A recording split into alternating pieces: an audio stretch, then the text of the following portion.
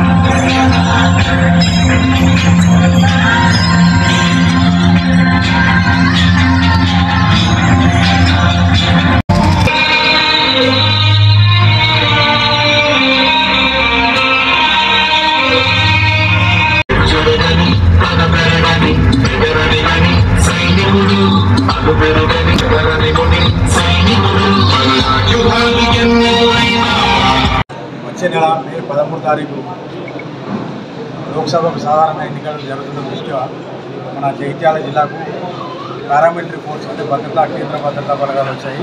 దానిలో భాగంగా మా జగిత్యాల జిల్లా ఎస్పీ శ్రీ సన్ప్రీత్ సింగ్ మాన్ ఐపీఎస్ గారి ఆదేశం ప్రకారం మేము ఈరోజు కోడిమ్యాల మండల కేంద్రంలో ఈ ఫ్లాగ్ మార్చ్ ఏర్పాటు చేసాం. దీని ముఖ్య ఉద్దేశం ఏంటంటే మనం ప్రపంచంలో భారతదేశం అనేది అతిపెద్ద ప్రజాస్వామిక దేశము. అందరూ కూడా ఈ ఓట్ల ప్రక్రియలో పాల్గొని తనకు నచ్చిన వ్యక్తిని అభ్యర్థిని నిష్పక్షపాతంగా తర్వాత ఎలాంటి భయం లేకుండా తర్వాత ఎలాంటి ప్రలోభాలకు గురి కాకుండా ఈ ఎన్నికలు జరుగుతాయి. దాంట్లో మీరు స్వేచ్ఛగా ఓటు హక్కు వినియోగించుకోవాలి. దానికి మేము పోలీస్ శాఖ తరఫున అన్ని విధాల మేము భద్రతా చర్యలు చేపట్టాము. దానిలో భాగంగానే ఈరోజు కోడిమ్యాల మండల కేంద్రంలో కేంద్ర బలగాలతో కవాతు నిర్వహించడం అనేది ముఖ్య ఉద్దేశం ఏంటంటే ప్రజలకు ఒక సందేశం ఉంటుంది. స్వేచ్ఛాయుత వాతావరణంలో ఎన్నికలు జరిపిస్తాము.